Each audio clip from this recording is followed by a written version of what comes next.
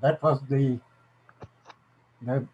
benefit of MBBS degree that I collected. After that, it stimulated me to continue to gather as much as I could academically.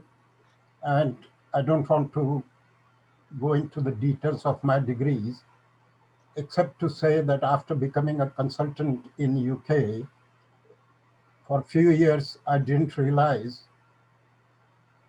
that this was not simply my own effort, but some divine force acting in the background.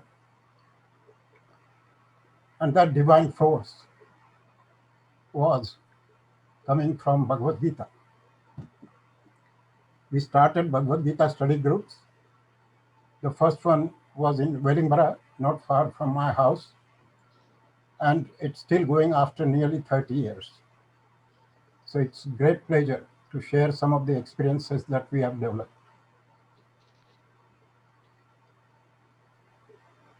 So if I start with our very profound prayer from Vedas, Sarve Bhavantu Sukhina, Sarve Santu Niramaya.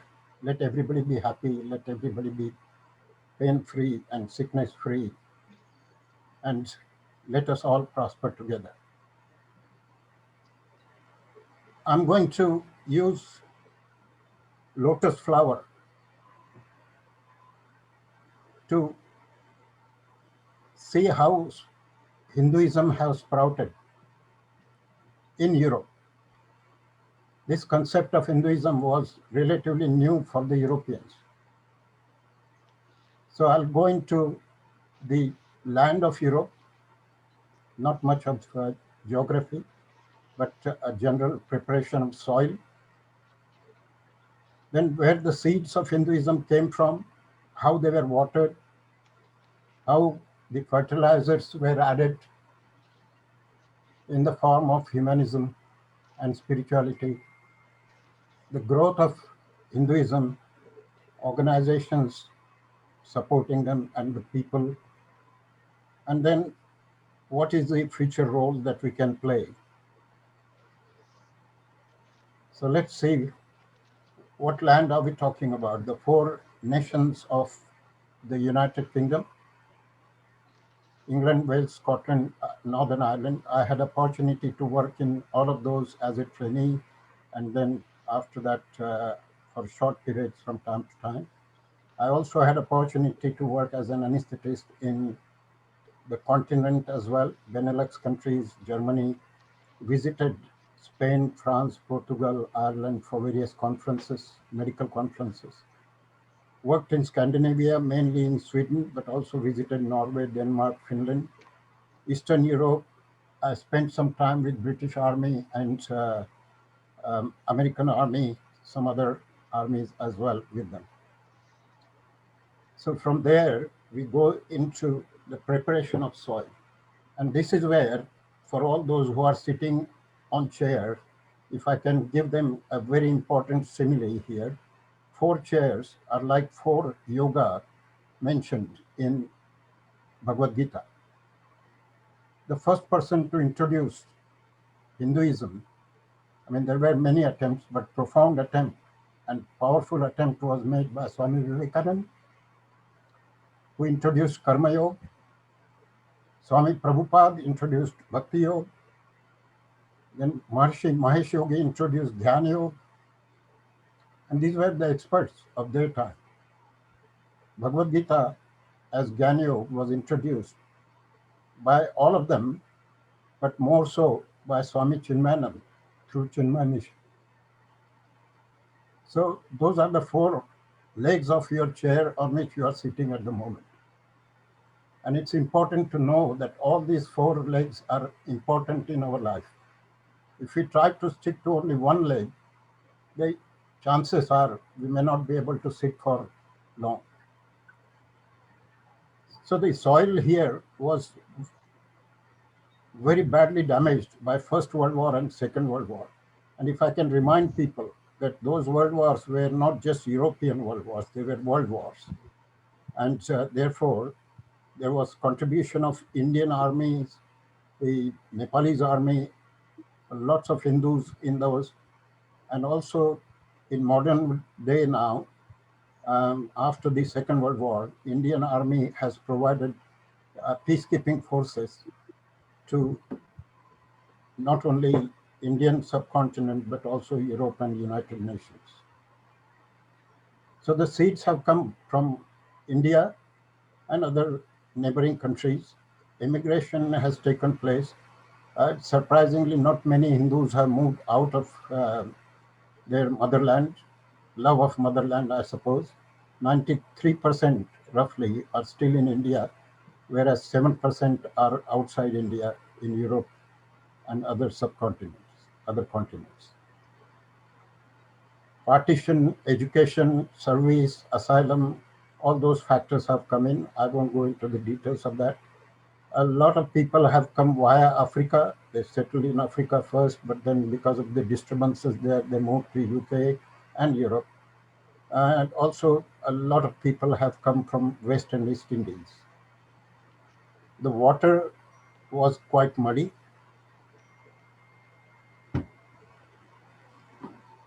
As you can see, there were lots of undercurrents and waves. Christianity in the form of Catholicism, Protestants protesting against Catholicism. Islam came in with variety of those trying to grab power from Christianity. Socialism came in the political force, hoping that the religions could be suppressed by those with strong communist links with Russia, China. The cruel past of capitalism, we can see the impact of that in US at the moment. The elections are not being converted into opportunity for peace as yet. Conversions is a big factor. That's another topic for another day. And we, as Hindus, don't believe in converting people except when they want to change their own philosophy to a better philosophy. I'm using the lotus flower as a flower that grows in mud but doesn't get affected by mud. And that is what Hinduism is and should be for future as well. That all these challenges, all these disturbances, all the muddy waters should not be affecting the leaves and the petals of lotus flower. Hinduism, Buddhism, Jainism, Sikhism, they all have the same lotus philosophy in them. And all this is being maintained by various festivals that we um, enjoy from time to time. The brightest of those festivals is Diwali, and you can see this slide from Diwali festival of 2003, Trafalgar Square, London. Many other festivals apart from Diwali are celebrated. The festival of Rakhi, the tying of Rakhi is an important one. Navratri has just gone past. Um, Durga Puja has been taking place. All these are affected very badly by the coronavirus at the moment. And people think that it might go away, but we are in a changing world.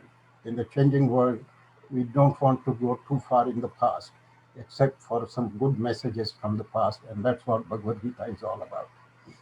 So we go to the humanity aspect and the spiritual aspect of Bhagavad Gita. Each individual is encouraged to be as good as they should be, both physically, mentally, as well as spiritually.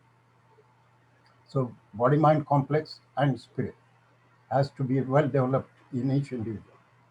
And in this process, the family unit is important. The Hindu home should have good interactions so that the family unit is maintained and retained, because that is where the individualism can develop into something more positive, not just for the family, but for the community around. Um, we can become part of multi-faith. There is no reason why we shouldn't be. We should have some connections with India, as we have seen in this particular conference at the moment. The Hindutva link is very, very important for maintaining those links.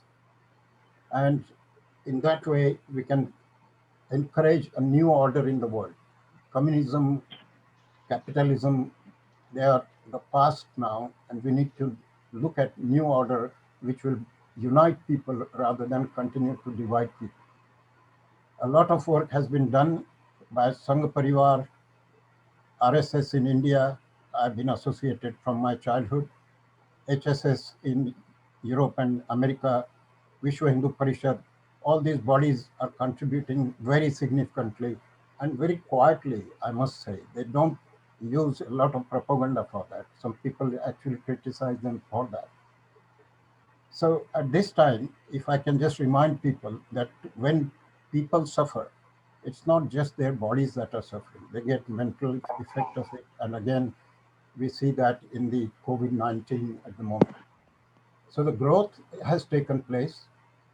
Uh, the families are getting scattered because of the jobs and economic situations. Communities remain divided. Hindus don't practice what they have learned and been taught, like yoga, dhyan, pranayam. This should be something to be done regularly, twice a day, every day. And not many people actually practice those. But Patanjali Parivar has tried its best to introduce and reintroduce that, and let's hope they succeed in that. I'm very much part of that family as well. Sociologically, we achieved a very good status. Doctors, business people, engineers, technology is the latest addition to it. IT people have contributed significantly to make the whole Hindu community the richest community in UK and Europe. Political power is a weakness. Having said that, for last few months we have seen not only the economy and home departments being taken care of by two very powerful, politically powerful Hindus. To name them, Rishi Sunak and Preeti Patel. So the growth has taken place, and even the political side is being taken care of. And we just heard Sharmaji as a senior MP um, contributing very, very significantly and taking up the, the issues related to Hindus.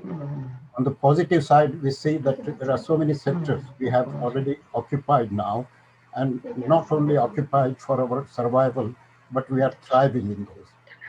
Whether it is medicine, pharmacy as service sector, whether it is large or small business sector, Tata from India, um,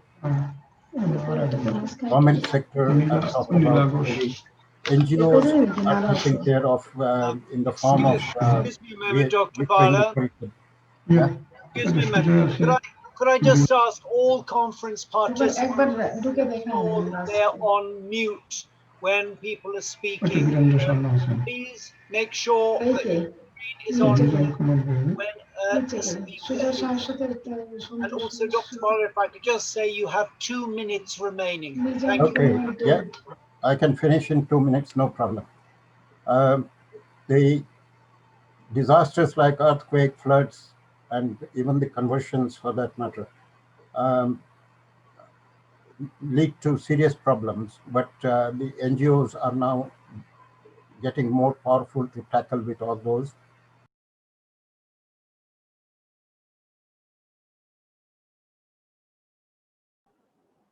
Sorry, Mr. Dr. Bhala, can you unmute your system, please? Can you unmute your system? I think someone muted you.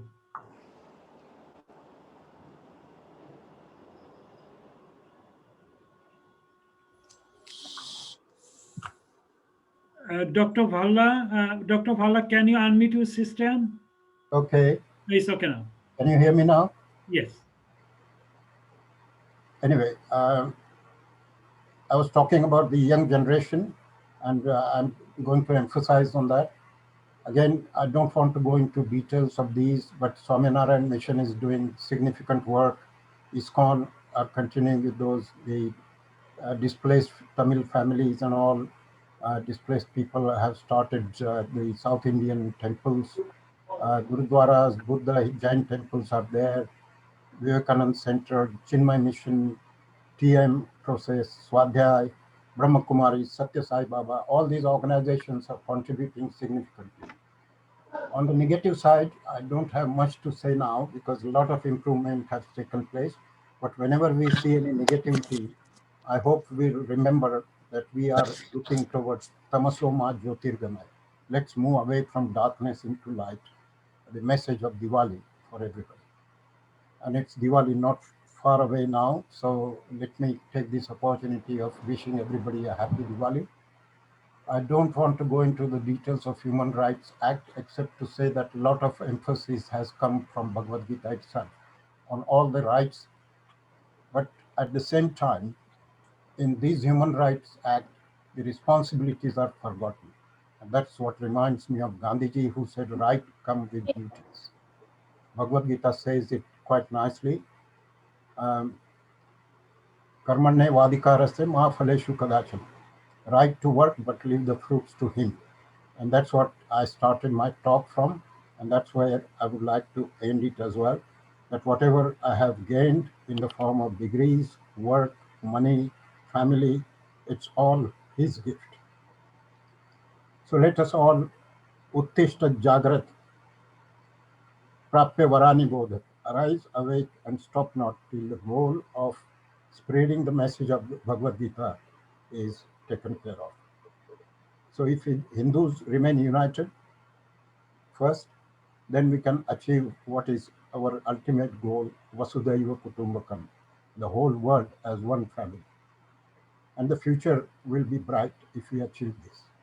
Not if we remain confused like Arjun with information overload, but clearly thinking through Bhagavad Gita, not only spiritual aspect of our life, our family life, our community life, as well as our national life and worldview altogether. So that's the summary is taken care of. I don't want to go into details, except for the last part of Bhagavad Gita, where Sanjay says, Yatra Yogeshwara Krishna, Yatra Partho Dhanurdhara. Let us be like Arjuna. Pray to Krishna, Lord Krishna, and listen to him through Bhagavad Gita, and the future will be bright. Thank you very much for inviting me again, and hope we will continue to maintain the dialogue. There are only one or two important points that I would like to raise, which is having a conference like this once in a year is fine, very good stimulation and very good recharging for us. But weekly study groups will be the important aspect of future of Bhagavad Gita. So if anybody wants to know more about weekly study groups, I'll be quite happy to take care of it. They can contact me. Thanks for listening. And that's my email address, bambhala@yahoo.co.uk. You can email me. The trouble with the future is that it isn't what it used to be. Paul Valery said that. And that is absolutely true with COVID. A lot of people are talking about when are we going back to normal? When are we going back to normal? This is now the normal, I'm afraid. And the normal will change again to hopefully something better. Thank you very much. Om Namaste. Thank you